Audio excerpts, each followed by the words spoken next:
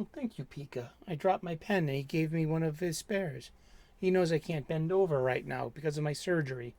Aw, isn't that cute? Aw. Hey, everyone. Welcome back. Once again, it's time for the 31 days of Halloween. That's right. We are doing a horror movie every day during October. Okay. I got a bucket full of candy. I'm a little concerned that, if I eat too many left Twix, I will become, too left. So I have to, eat a right, then a left, then a right, then a left, or else, I'll become politically unbalanced and become one of these stark raving assholes on Twitter. How are you doing today? I am low energy because I'm on pain pills. I had surgery this week for my hernia. I'm feeling okay though. I mean, yeah, no complications, no fever.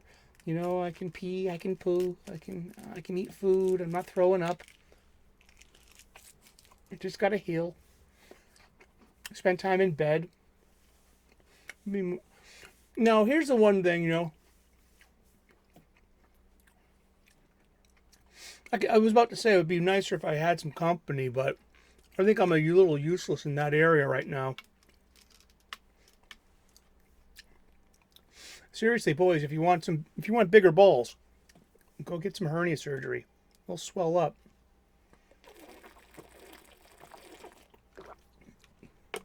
That's me being punny. How are you? We are doing the 31 days of Halloween. That means we're doing a different horror movie every day during the month of October in the spirit of Halloween. I love horror movies. I grew up on them, and I grew up on these movies as well. I got me this fabulous box set of Friday the 13th movies from Scream Factory, Shout Factory. Scream Factory is what Shout Factory calls itself when it's doing horror movies. I think that's cute, and I like that. I also got some more over here, like this one. We're going to be doing this immediately following the Friday the 13th series. We're going to go on Nightmare on Elm Street. And at the end of that, here we go. Because we're going to skip this one until the very end of that so we can celebrate Freddy versus Jason. The huge crossover. Isn't that cool? I like that. And that's going to take up most of the month, too. That's going to be like the first, those are 19 movies. And so I put I'm sprinkling a couple of other movies here and there. Like next Friday is Friday the 13th. So why would I not want to do a Friday the 13th movie on Friday the 13th? So I parsed it out a bit better. We're going to be doing the 2009 remake and finishing up our series on Friday the 13th. On Friday the 13th in October. And so we will be doing this movie, The Hills Run Red. Internet maven and physical media connoisseur Robert Meyer Burnett produced that movie. And I'm looking forward to that. It's one of his movies. I'm a big fan of Robert Meyer Burnett. And we're going to be... it's a little harrowing, I heard. But I talked to him. I was like, hey, I don't like torture porn movies. Seriously. I don't want to, that's not how I want to spend my time. I don't find them entertaining. I literally asked him, I was like, dude, I don't like Hostel. I don't like Saw. I mean, do you think I would like this movie? I got it because it's your movie. And then, but let me know. And he did. He got back to me. He was like, no, there's some harrowing scenes, but it's definitely not torture porn. I think you're going to be okay. And there's some and he said there's some themes to plumb here too. So I'm looking forward to that. And I'm looking forward to talking to him about it and saying, hey, buddy, I watched your movie. And so yeah, we'll be doing that during the week as well. And we also got coming up From Beyond and The Reanimator. love these movies. We're talking about like 80s. We're talking about movies that I was watching in the 80s, growing up as a kid to a teenager, and being, really into horror movies. These movies just are so good. Looking forward to that. We're going to be doing an Event Horizon 1997 movie with Lawrence Fishburne, Sam Neill. I haven't seen this movie since it came out. This movie's twacked. It's really effed up. It's sci-fi and horror.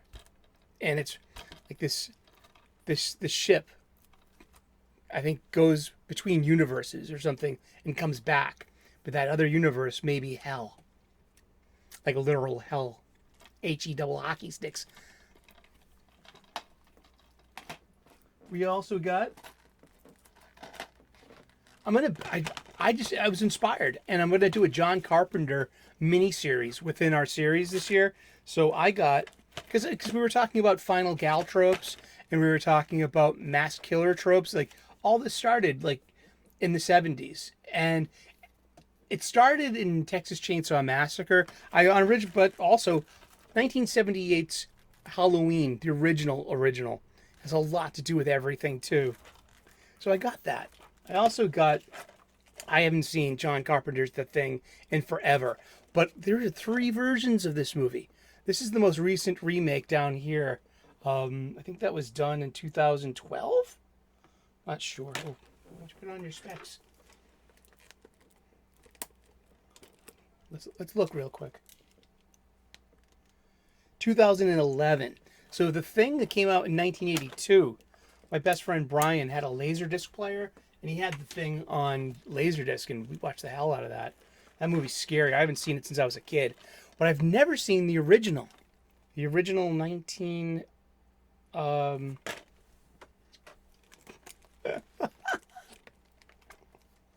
I apologize for my low energy. I'm still on pain pills.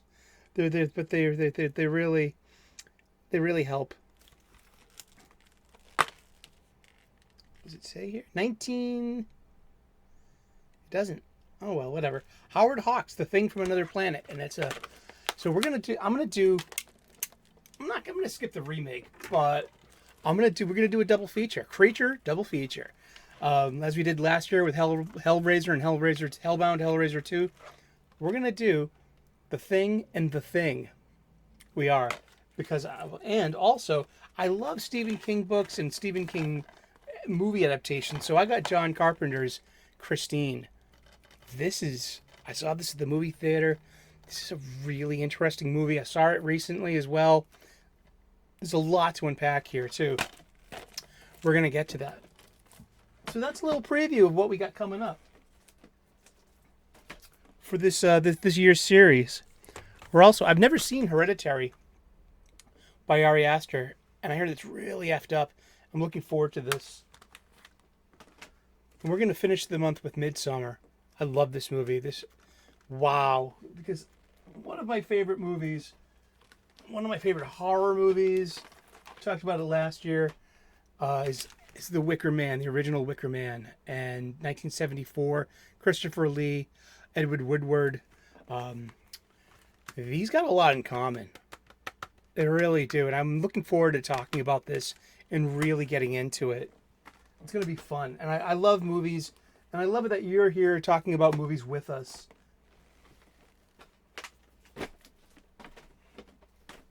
And you're helping me, in my recovery too. So let's get to it. We're going to talk about Friday the 13th Part 6.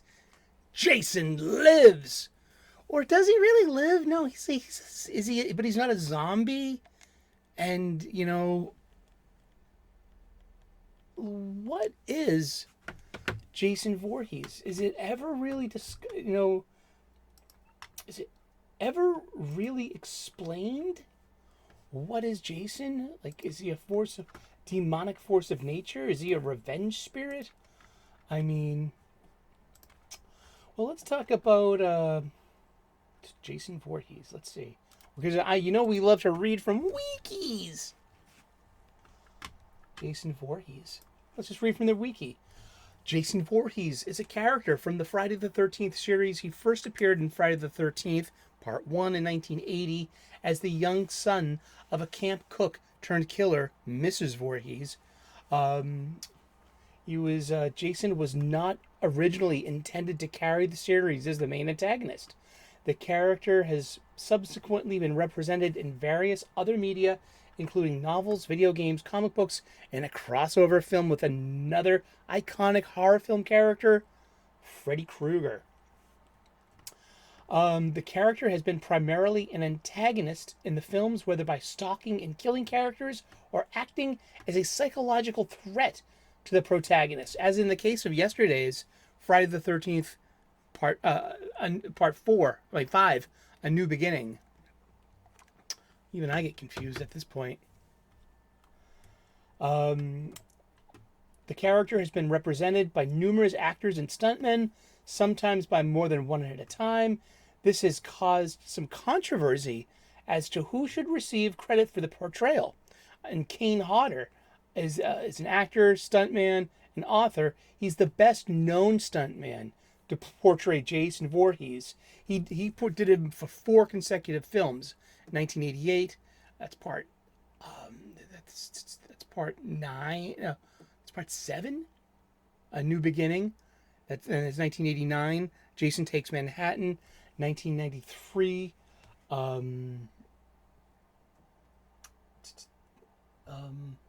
Jason Goes to Hell. And 2001. With that, that one? No, 1993 was, oh hell, whatever. We'll get there. The trademark hockey mask did not appear until Friday the 13th, Part 3. Let's see. I want to see, like, does it define on who he is? And Jason X 2000, Jason 10 was 2001. So it's Jason Goes to Hell, and those were so Kane Hodder played him 4 times. Let's see. Other appearances, concept and creation. Jason was not meant to be a creature from the Black Lagoon in his script, and he was a mentally disabled young boy, and it was Tom Savini who made him a little deformed. And then sometimes we see him as a normal child. So it's not big on continuity about keeping this straight. About like, it's like the last thing that matters is just like keeping the story straight. It's just about perpetuating the property and keep making movies.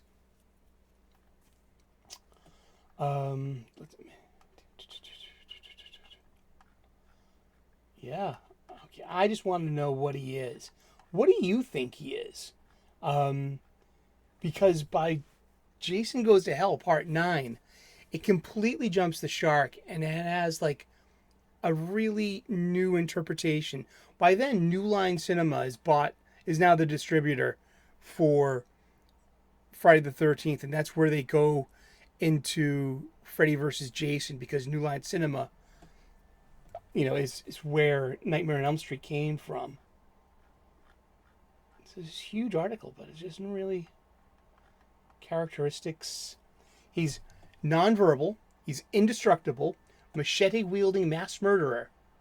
He's portrayed as being completely silent. He does grunt, and the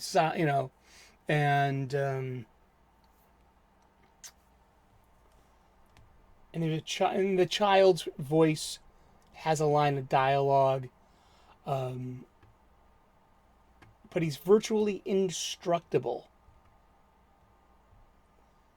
And many have given suggestions as Jason's motivation for the killing. A psychotic mama's boy gone horribly awry, very resilient, you can't kill him, but he feels pain, just not like everyone else. Coursing hormones, smelling salts, sorry. But, let's see. Yeah, but he's iconic. The hockey mask, the machete, all these trappings. And but let's get into the movie. It was released on August 1st, 1986. I was 13 years old.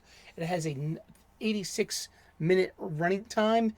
Its budget was $3 million, and it got a $19.5 million box office. And that's just the law of diminishing returns. Tommy's in this again, so we have Tommy Jarvis. He does. So he's in it for 3 straight movies. He accidentally resurrects Jason. He goes in the cold open. He goes to the cemetery, digs him up, and what he wants to do is set him on fire. And while he has stuck this like pole into him, lightning strikes and reanimates Jason. And it's kind of funny. 70s TV fans, Ron Palermo, TV's Horseshack from Welcome Back, Kotter, is the friend that's with Tommy and it's the first victim. So I always thought that was funny. Like, hey, look, it's Horseshack. And in resurrecting Jason, he was made explicitly into a supernatural force for the first time in the series. This version of Jason, an undead and more powerful superhuman, would become the standard depiction for the rest of the series. So before this, it was like he's really hard to define. He's like what we call a cipher. He's whatever story needs him to be in order to get this, to tell the tale and to make tension happen.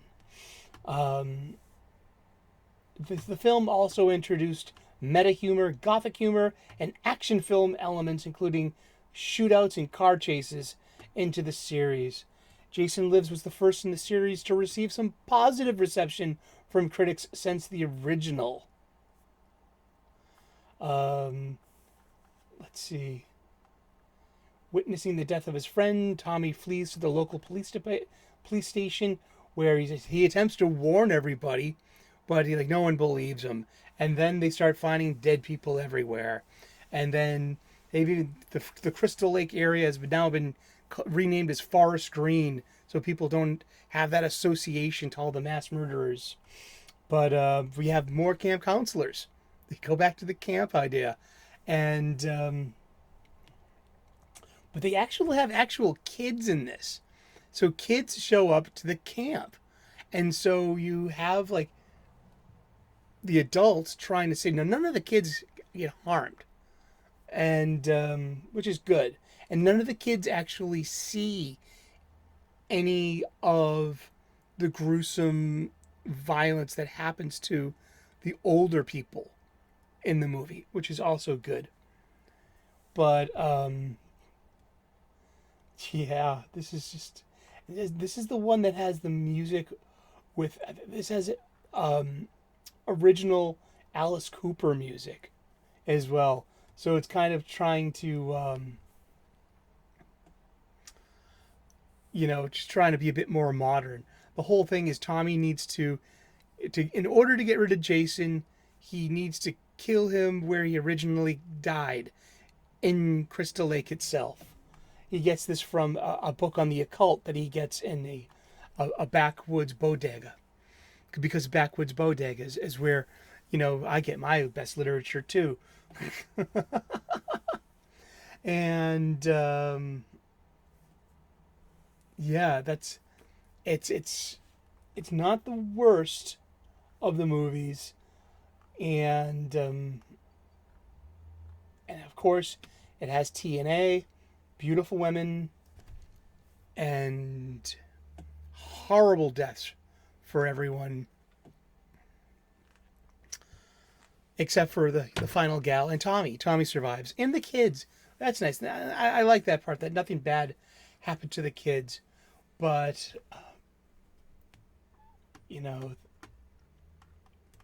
yeah, and that's that. It's part 6 of Friday the 13th. Jason Lives. And that's our movie for today. We are watching a horror movie every day in October. It's the 31 Days of Halloween. Thank you so much for coming along on this ride. And like once again, I excuse my low energy and my voice. I just had surgery, so I'm lucky that I can. I feel lucky I'm still here. Aww.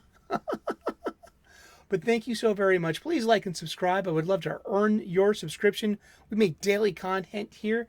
And yeah, we're going to just chug along and we're going to get to the rest of these Friday the 13th movies. We'll also be covering The Hills Run Red this week as well, coming up to Friday the 13th. On Friday the 13th, with a Friday the 13th movie. Wowzers! What a great way to end the series. Thank you so very much. God bless. Namaste. Good luck. And we will see you in that dark movie theater, okay?